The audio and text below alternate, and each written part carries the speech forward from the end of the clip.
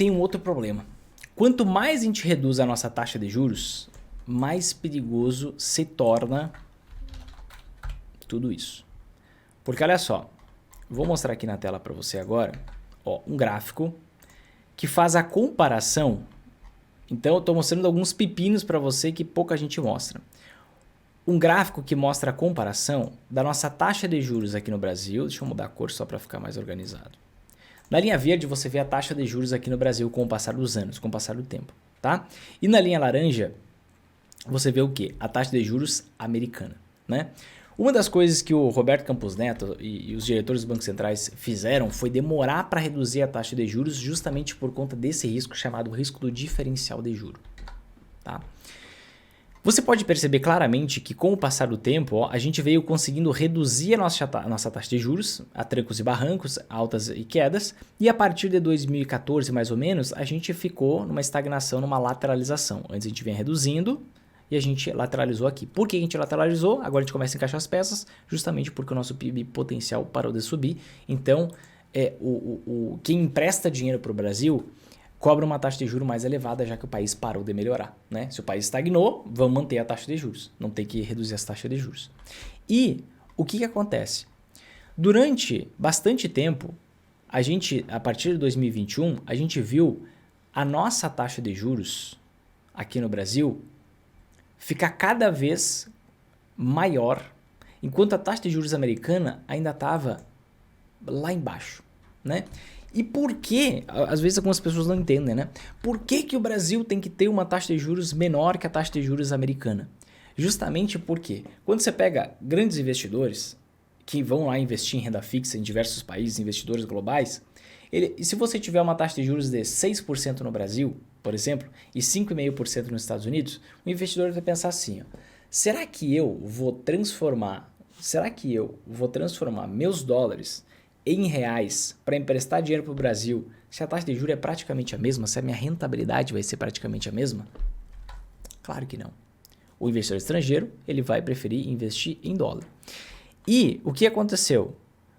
Em 2021, em 2022, a gente teve uma ajuda muito grande, que foi um controle do nosso dólar. O dólar ele parou de subir vertiginosamente, como vinha subindo vertiginosamente desde 2011, por conta justamente de um grande diferencial de juro, uma grande diferença entre a taxa de rentabilidade da renda fixa no Brasil e a taxa de rentabilidade dos Estados Unidos. Então a gente teve um dólar mais comportado, um dólar sempre nessa faixa dos R$5, 5,50 e assim por diante.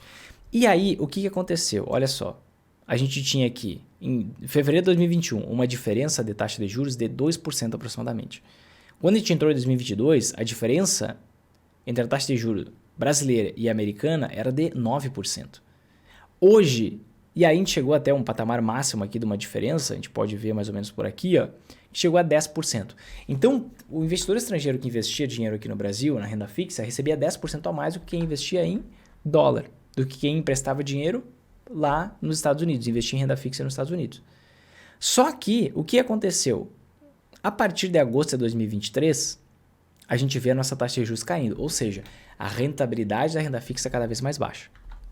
E a rentabilidade da renda fixa nos Estados Unidos parou aqui no patamar de 5,5% e acredito que não suba mais. Só que, quanto mais o tempo passa, a taxa de juros dos Estados Unidos vai ficar inalterada, pode subir até mais um pouquinho, e a nossa taxa de juros aqui no Brasil vai cair. Ou seja, quanto mais o tempo passa, mais esse diferencial de juro diminui, mais essa possibilidade do câmbio do dólar continuar comportado, nessa faixa aí dos R$5 aproximado, sobe um pouco, cai um pouco, é difícil manter. Por quê? Se você tem juros, imagina todo o contexto, não pense que sou só eu que sei sobre PIB potencial, PIB efetivo, viado produto e investimento direto. Tem outros indicadores, inclusive, que eu poderia te mostrar, mas não vamos entrar em tantos pontos aqui hoje. Vamos por partes. O grande investidor, quem é investidor profissional, sabe disso. E ele está vendo toda essa mazela, ele está vendo todo esse déficit, 200 bilhões de déficit que a gente deve chegar nesse ano, pelas contas do Banco Central, pelas contas do governo 177, pelas contas do Banco Central 203. Né? Tá vendo que a gente está gastando mais do que a gente arrecada, tá vendo que a arrecadação está diminuindo, tá vendo que os gastos estão aumentando, tá vendo que as metas não vão ser cumpridas nem do arcabouço fiscal, tá vendo essa questão do PIB efetivo, PIB potencial, tá vendo a queda na taxa de juros, tá vendo a queda nas importações, ele tá vendo tudo. E tá vendo também a remuneração que ele tem na renda fixa brasileira cada vez caindo mais em relação à rentabilidade que ele tem na renda fixa americana. À medida que a nossa taxa de juros continuar caindo, o que pode acontecer? A gente pode ir para um patamar onde esses dólares comecem a fugir do Brasil, onde o investidor estrangeiro tira o dinheiro que ele tem investido em renda fixa daqui, ou pelo menos uma grande parte dele, e tirando esses dólares aqui do Brasil, o dólar pode disparar. É por isso que, para quem me acompanha há mais tempo, eu falo que eu estou fazendo aportes, estou aumentando minha exposição ao exterior, justamente por conta desse risco que a gente tem do diferencial de juro. A gente sempre tem que manter pelo menos uns 4%. Então não tem como a gente chegar em 9% de juro, por exemplo. Só se os Estados Unidos derrubarem juro. Aí a gente pode cair um pouco mais. Tá? Mas quanto mais a nossa taxa de juro cai, mais a atratividade do Brasil vai embora, maior é a chance do investidor estrangeiro tirar os seus dólares investidos em renda fixa e o nosso dólar disparar. E o que tem a ver o dólar com a nossa economia? Se você pegar aqui essa taça, a matéria-prima dessa taça é silício. O silício é cotado em dólar. Se você pegar aqui esse controle do ar-condicionado, esse controle aqui é em plástico. Isso aqui é cotado em dólar. Se você pegar o arroz que você comeu pela manhã não, ao meio-dia, o arroz é cotado em dólar no mercado internacional. Se você pegar o café que você tomou pela manhã, agora sim pela manhã, o café é cotado em dólar no mercado internacional. Então, se o dólar sobe, o que acontece? A inflação sobe. Se a inflação sobe, antecipa todo aquele problema. Efetivamente se concretiza aquela crise que eu te falei. Então, essa queda na taxa de juros pode ser justamente o tiro que vai sair pela culatra.